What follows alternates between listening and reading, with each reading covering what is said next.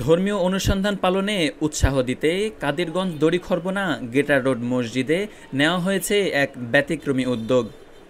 নামাজে শরিক হলেই মুসল্লিরা পাবে চকলেট, আতর, তসবিহ ও টুপি।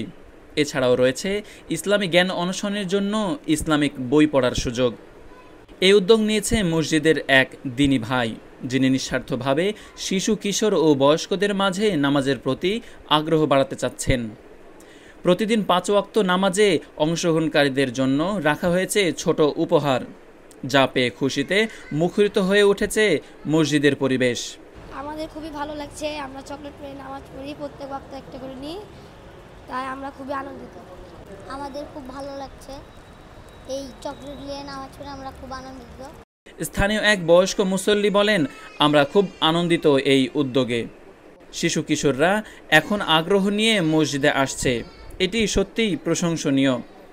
সবাই আকর্ষণ হয় এবং আমাদের দেখা দেখি যেন আরও 5টা ভাই যেন এই চকলেট বা আরও কিছু সামগ্রী মসজিদে যদি দেয় বা ছোটো বাচ্চা ছেলেপিলে আকর্ষণ হবে, এই হিসাবেই আমরা কিন্তু এই চকলেটটা এখানে দেওয়া হয়েছে।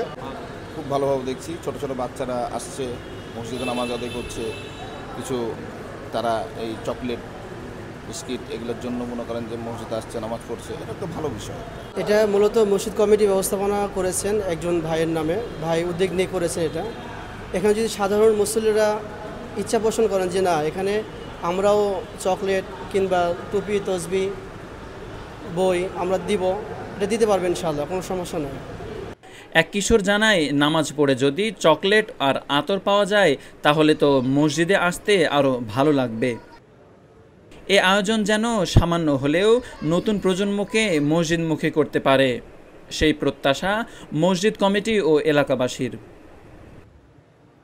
Abdullah Al Noman, news ABC, Rajshahi.